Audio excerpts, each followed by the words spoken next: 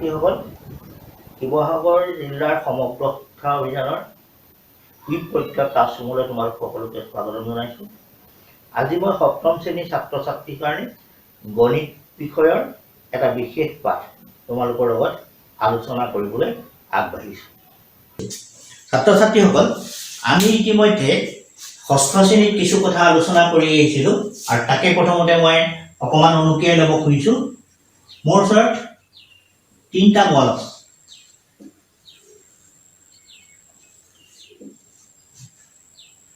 এই তিনিটা বলক মই নাম দিছোঁ বি, আৰু ইয়াক যদি মই গণিতত লিখিবলৈ যাওঁ,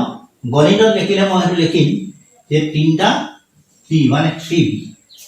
আৰু এই বিটোৱে আমি বলটো বুজাইছোঁ। এতিয়া যদি এই বলকেইটা মই ইয়াত নাইকিয়া কৰি দিওঁ,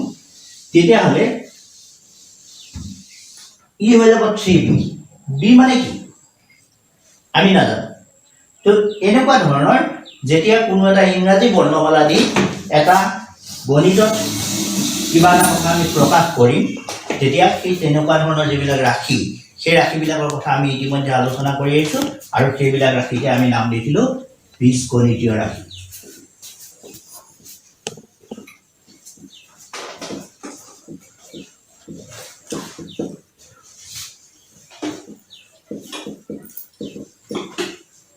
গতিকে বীজগণিতীয় ৰাশিবিলাক আমি যেতিয়া চাম, তেতিয়া আমি তাত দুটা ভাগ দেখিবলৈ পাম। ইয়াত এটা সংখ্যা আছে, এইটো সদায় ধ্ৰুৱক, আৰু এটা ইংৰাজী বৰ্ণমালা। আমি সাধাৰণতে ইংৰাজী বৰ্ণমালাই ব্যৱহাৰ কৰোঁ, আৰু ইংৰাজী বৰ্ণমালাত সেইটোক আমি অজ্ঞাত ৰাশি হিচাপে নামাকৰণ কৰোঁ। এইটোক আমি সদায় অজ্ঞাত ৰাশি বুলি কওঁ। আৰু এনেকুৱা অজ্ঞাত ৰাশিযুক্ত যেতিয়া গণিতত কোনো পদ পাম, সেইটোকে বীজগণিতীয় ৰাশি বা বীজগণিতীয় পদ বুলি কোৱা হয়।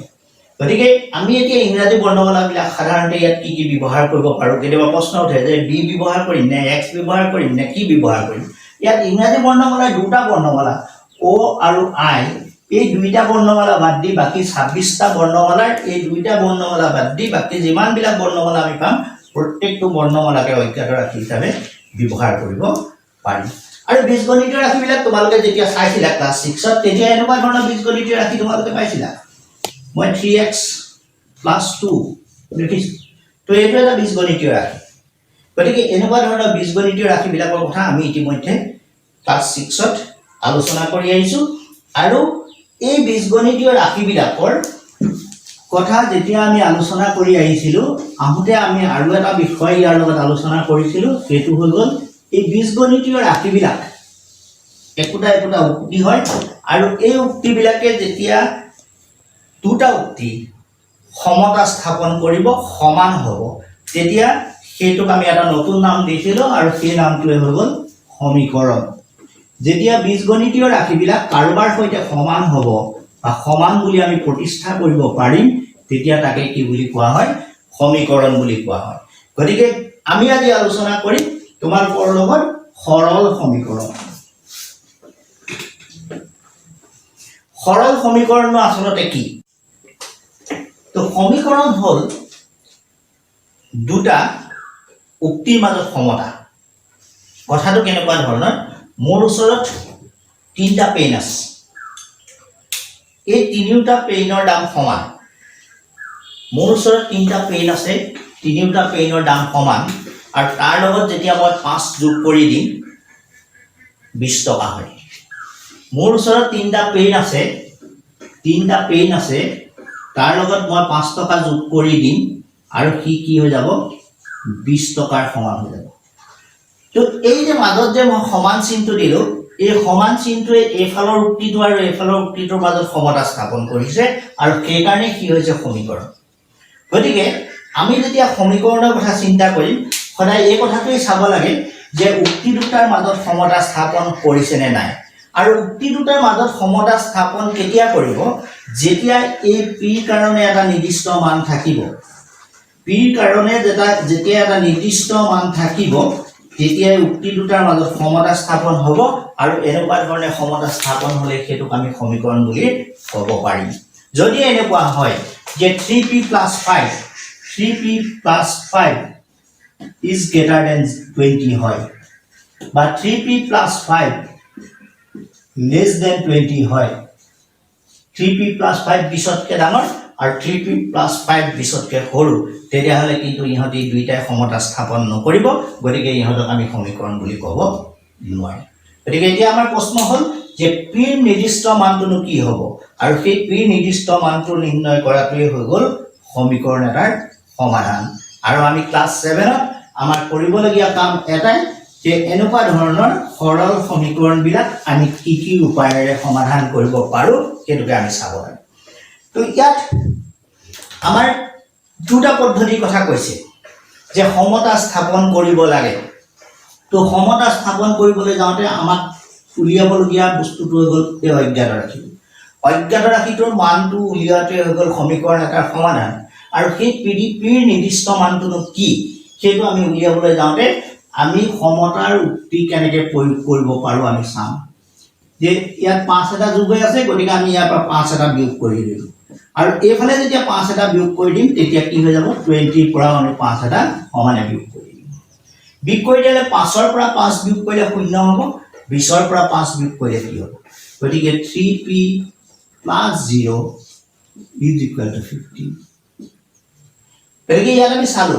যে 5 বিয়োগ কৰি দিলোঁ আৰু ইয়াৰ পৰা 5 বিয়োগ কৰি দিলোঁ এতিয়া আমি যেতিয়া p মানটো উলিয়াবলৈ যাম p মানটো উলিয়াবলৈ যাওঁতে p টো আমাক লাগে গতিকে ইয়াত চালো 3 টো ইয়াৰ লগত পূৰণ হৈ আছে গতিকে 3 ৰে আমি ইয়াক হৰণ কৰি দিলোঁ আৰু 15 টোকো 3 ৰে হৰণ কৰি দিলোঁ তেতিয়া ইয়াত থাকি গ'ল p আৰু ইয়াত থাকি গ'ল 5 এই p মানটো 5 এই 5 টোৱে হৈ গ'ল এই সমীকৰণটোৰ সমাধান গতিকে তোমালোকক মোৰ প্ৰশ্নটো আছিল মোৰ যেতিয়া উক্তিটো আছিল যে তিনিটা মোৰ ওচৰত কলম আছে কলম তিনিটাৰ দাম সমান তাৰ লগত যেতিয়া মই 5 টকা যোগ কৰিলে সি 20 টকাৰ সমান হ'ব মই কিন্তু নাজানিছিলোঁ কলমকেইটাৰ দাম কিমান আৰু এই কলমকেইটাৰ দামটো যে মই নিৰ্ণয় কৰিলোঁ সেইটো হ'ল সমীকৰণটো সমাধান কৰি নিৰ্ণয় কৰিলোঁ আৰু সমাধান কৰি নিৰ্ণয় কৰাৰ পিছত পালোঁ যে এটা কলমৰ দাম 5 টকা আৰু তেতিয়া মোৰ কি হ'ল যে এই উক্তিটোৱে সমতা স্থাপন কৰিলে আৰু এই ধৰণে সৰল সমীকৰণ এটা সমাধান কৰিব পাৰি গতিকে সমীকৰণ সমাধান কৰিবলৈ যাওঁতে আমি দুটা কথাৰ ওপৰত গুৰুত্ব দিব লাগে যে ইয়াৰ লগত যদি x এটা অজ্ঞাত ৰাশি আৰু y এটা অজ্ঞাত ৰাশি হয় তেতিয়াহ'লে x ৰ লগত যেতিয়া মই 2 যোগ কৰিম তেতিয়া কি হ'ব ইয়াৰ লগত y টোৱে যেতিয়া সমতা স্থাপন কৰিব তেতিয়া y ৰ লগত 2 যোগ হ'ব লাগিব x ৰ পৰা মই যদি 2 বিয়োগ কৰিছো তেতিয়াহ'লে y ৰ পৰা মই 2 বিয়োগ কৰিব লাগিব x ৰ লগত 2 যদি পূৰণ কৰিছো তেতিয়াহ'লে y ৰ লগত 2 পূৰণ হ'ব লাগিব আৰু x ৰ পৰা যদি 2 হৰণ কৰিছো তেতিয়াহ'লে y ৰ পৰা মই 2 হৰণ কৰিব লাগিব এই ধৰণেহে উক্তিবিলাকে সমতা স্থাপন কৰিব পাৰিব আৰু সেইটোকে মই কৰি লৈ ইয়াতে সমীকৰণটো সমাধান কৰিছিলোঁ আৰু এনেকুৱা ধৰণে সমতাৰ জৰিয়তে যিকোনো সমীকৰণ তোমালোকে সমাধান কৰিব পাৰিবা আৰু এটা উদাহৰণ মই তোমালোকক কৰি দেখাইছোঁ মোৰ ওচৰত আছে 5x - 2 is equal to এটা নাম্বাৰ দিলোঁ মই 16 সমীকৰণটো হৈ গ'ল 5x - 2 is equal to 16 ইয়াৰ পৰা মই এই অজ্ঞাত ৰাশিটোৰ মানটো উলিয়াই দিব লাগে তো ইয়াত মই চালোঁ যে 2 টো ইয়াৰ লগত বিয়োগ হৈ আছে গতিকে 2 এটা মই ইয়াৰ লগত যোগ কৰিলোঁ 16 প্লাছ ঠিক আছে এতিয়া কি পালোঁ 5x 2 পৰা 2 বিয়োগ হ'ল 0 16 ৰ পৰা 16 লগত 2 যোগ কৰিলোঁ 18 গতিকে x ৰ মানটো যেতিয়া উলিয়াবলৈ যাম 5x / 5 is equal to 18/5 গতিকে ইয়াত এতিয়া 5 ৰে হৰণ কৰিলে x থাকিব ইয়াত হৈ যাব 18/5 গতিকে সমাধানটো হৈ গ'ল এতিয়া x ৰ মানটো হৈ গ'ল 18/5 এই ধৰণে আমি যিকোনো এটা সৰল সমীকৰণ সমাধান কৰিব পাৰোঁ তোমালোকক এই পদ্ধতিটো তোমালোকক দিছে পাঠ্যপুথিত আৰু এনেকুৱা ধৰণে তোমালোকে অভ্যাস কৰিবা আৰু অভ্যাস কৰিলে তোমালোকে যিকোনো সৰল সমীকৰণ সমাধান কৰিব পাৰিবা আৰু তাৰোপৰি তোমালোকক আৰু এটা পদ্ধতিৰ কথা কৈছে এই পদ্ধতিটোৰ লগত ইটো পদ্ধতিৰো কিছু সম্বন্ধ আছে সেইটো কেনেকুৱা আমি চাম আমাৰ আকৌ মই একেটা অংককে লৈছো 5x - 2 is equal to 16 এই সমাধানটো এইটোৰ পৰা আমি x টো উলিয়াই দিব লাগে এবাৰ আমি কি কৰিম যে ইয়াত আমি কোনো সংখ্যা যোগ নকৰো তাৰ বদলি আমি কি কৰিলো ইয়াৰ লগত 2 এটা যোগ কৰো এই 2 টো কৰ পৰা আহে এই ইয়াত যে বিয়োগ 2 টো আছিল এই 2 টো মই এবাৰ এফালে লৈ গলো এতিয়া যেতিয়া সংখ্যাবিলাক এটা ফালৰ পৰা সমান চিনৰ এটা ফালৰ পৰা এটা ফাললৈ যাব তেতিয়া কি হ'ব তাৰ আগত থকা চিনটো বা তাৰ চিনটোৰ সলনি হ'ব ইয়াত বিয়োগ চিন আছিল গতিকে কি ইফালে যেতিয়া গ'ল তেতিয়া যোগ হৈ গ'ল গতিকে এতিয়া মই যদি চাও তেতিয়ালে দেখিম যে 5x = হৈ গ'ল 18 এতিয়া আমি ইয়াত চাও এই x টোৰ লগত 5 টো পূৰণ হৈ আছে আমাক ইয়াত অজ্ঞাত ৰাশিটোৰ মানটো উলিয়াব লাগে গতিকে x টো যেতিয়া উলিয়াবলৈ যাম তেতিয়া আমি কি কৰিম এই 5 টো ইয়াৰ লগত পূৰণ হৈ আছে পূৰণৰ বিপৰীত চিনটো কি হৈ যাব হৰণ হৈ যাব গতিকে আমাৰ ইয়াত x ৰ মানটো পালগে 18/5 তোমালোকে যেতিয়া ওপৰৰ শ্ৰেণীলৈ গৈ থাকিবা ওপৰৰ শ্ৰেণীলৈ গৈ থাকোতে এই সমাধানবিলাক কৰিবলৈ যাওঁতে সদায় এইটো পদ্ধতিয়ে তোমালোকে কৰিব লাগিব আৰু এইটো এটা সাইডৰ পৰা আনটা সাইডলৈ তাৰ মানে এই সমীকৰণটোত আমি দুটা সাইড পাওঁ এটো হৈ গ'ল বাওপক্ষ আৰু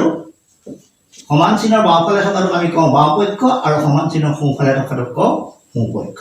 গতিকে বাওপক্ষৰ পৰা সোঁপক্ষলৈ বা সোঁপক্ষৰ পৰা বাওপক্ষলৈ যেতিয়া সংখ্যাবিলাক আমি এটা ফালৰ পৰা আনটা ফাললৈ নিম তেতিয়া তাৰ চিনটো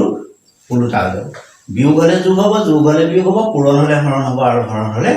পূৰণ হ'ব আমি তোমালোকৰ অনুশীলনীত থকা কিছুমান কথা কিছুমান সমস্যা মই আলোচনা কৰিব খুজিছো একেবাৰে প্ৰথম সমস্যাটো হ'ল যে সমীকৰণ এটা কেনেকৈ বনাব পাৰি তো সমীকৰণ এটা প্ৰস্তুত কৰিবলৈ যাওঁতে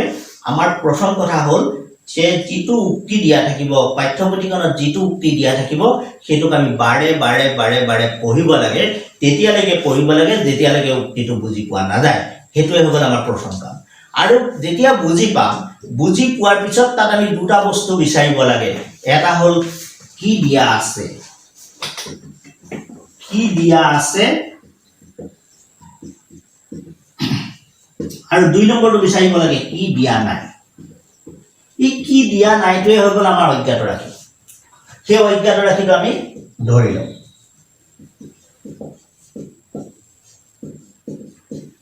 আৰু তাৰ পিছত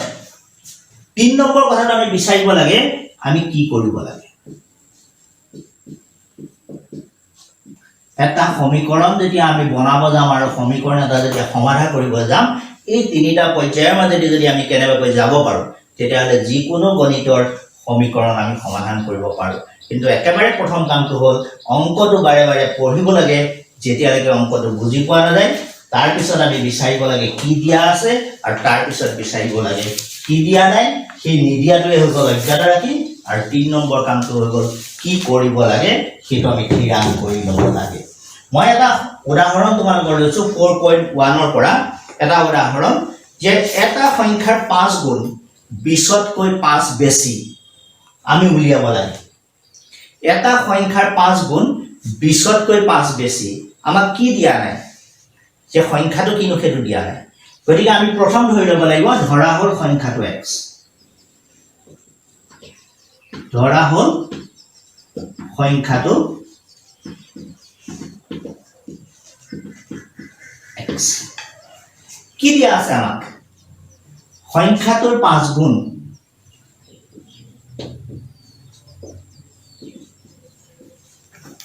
সংখ্যাটোৰ 5 গুণ মানে 5x 20তকৈ 5 বেছি সংখ্যাটোৰ 5 গুণ 20তকৈ 5 বেছি তো কি হ'ব এটা সংখ্যাটোৰ এতিয়া আমাৰ প্ৰশ্নমতে আমি কি কৰিবলৈ যাম তাক আমি বিচাৰিম যে সংখ্যাটোৰ 5 গুণ 20তকৈ 5 বেছি 20 সংখ্যাটোৰ 5 গুণটো হৈ যাব 20 ইয়াতকে 5 বেছি 20তকৈ 5 বেছি গতিকে সেইটোৰ পৰা যদি আমি 5 টো বিয়োগ কৰি দিওঁ তেতিয়াহ'লে আমি কি দেখিম যে সংখ্যাটোৰ 5 গুণৰ পৰা 5 যদি বিয়োগ কৰি দিওঁ তেতিয়াহ'লে সি 20 হ'ব গতিকে গোটেই কামটো হ'ল কি দিয়া নাই আৰু কি দিয়া আছে আমি কি কৰিব লাগে x ৰ মানটো উলিয়াব লাগে সেইটোকে আমি কৰিবলৈ গৈছো আৰু সেইটো কৰিবলৈ যাওঁতে ঠিক আগৰ নিচিনাকে আমি সমস্যাটো সমাধান কৰিব পাৰিম x = 25/5 আৰু 25ক 5 পূৰণ কৰিলে 5 গতিকে আমি যদি এতিয়া চাওঁ যে এই x ৰ যিটো মান সেই মানটোৱে এই সমীকৰণটো সিদ্ধ কৰে নে নকৰে যদি সমীকৰণটো সিদ্ধ কৰে তেতিয়াহ'লে আমাৰ যিটো সমাধানটো শুদ্ধ হৈছে আৰু যদি কেনেবাকৈ সিদ্ধ নকৰে তেতিয়াহ'লে আমাৰ সমাধানটো শুদ্ধ হোৱা নাই গতিকে ইয়াত আমাৰ আগতে কৈছো যে দুটা পক্ষ পাম এটা হ'ল বাওঁ পক্ষ আৰু এটা হ'ল সোঁ পক্ষ গতিকে মই বাওঁ পক্ষটো প্ৰথমতে চাব খুজিছো যে বাওঁ পক্ষত কি হয় বাওঁ পক্ষ সমান 5x - 5 x ৰ মানটো আমি কি পাইছিলো 5 গতিকে ইয়াত মই 5 বহুৱাই দিম বিয়োগ 5 25 বিয়োগ 5 সমান 20 এইটোৱে হৈ গ'ল তোমালোকৰ সমস্যাটোৰ সম্পৰ্ক গতিকে যেতিয়া এই সমতা স্থাপন কৰিব তেতিয়া এই সমীকৰণটোৰ সমাধান হ'ব গতিকে এনেকুৱা ধৰণে এটা সমীকৰণ প্ৰস্তুত কৰিব পাৰে কোনো এটা উক্তিৰ পৰা আৰু সেই সমীকৰণটো সমাধান কৰি তাৰ সমীকৰণটোৰ সত্যাসত্য আমি নিৰ্ণয় কৰিব পাৰোঁ গতিকে এনেকুৱা ধৰণে তোমালোকে যিকোনো সৰল সমীকৰণ সমাধান কৰিব পাৰিবা আৰু এইটো কিছু পৰিমাণে অভ্যাস কৰিব লাগিব তদুপৰি তোমালোকৰ প্ৰথম কামটো হ'ল সমস্যাটো যেতিয়ালৈকে পঢ়িব লাগে যেতিয়ালৈকে সমস্যাটো বুজি পোৱা নাযায় আৰু সমস্যাটো বুজি পোৱাৰ পিছত তিনিটা কথা নিৰ্ধাৰণ কৰিব লাগে কি দিয়া আছে কি দিয়া নাই আৰু কি কৰিব লাগে আৰু কি নিদিয়া কথাটোকে অজ্ঞাত ৰাশি হিচাপে ধৰি ল'ব লাগে আৰু অজ্ঞাত ৰাশি হিচাপে ধৰি লৈ তোমালোকক যিকেইটা চৰ্ত দিয়া আছে সেই চৰ্তমতে যদি তোমালোকে তাক প্ৰতিষ্ঠা কৰিব পাৰা সমতাটো তেতিয়াহ'লে সহজতে যিকোনো ধৰণৰ সৰল সমীকৰণ তোমালোকে সমাধান কৰিব পাৰিবা আচলতে সমীকৰণ বস্তুটোৱে হৈ গ'ল কিছুমান গাণিতিক উক্তি মাজত সমতা স্থাপন কৰা অৰ্থাৎ অজ্ঞাত ৰাশিৰ যিবিলাক চৰ্ত আছে সেই চৰ্তবিলাক পূৰণ কৰাটোৱে হৈ গ'ল সমীকৰণ তো আজিলৈ আমাৰ আলোচনাৰ বিষয়বস্তু আছিল এইখিনি অহা ক্লাছত অহা দিনত আকৌ আমি আহিম নতুন নতুন বস্তু লৈ আৰু ইয়াৰ লগতে তোমালোকৰ পাঠ্যপুথিত থকা যিখিনি সমস্যা আছে সেই সমস্যাখিনিৰ বিষয়ে আকৌ আমি আলোচনা কৰিম ধন্যবাদ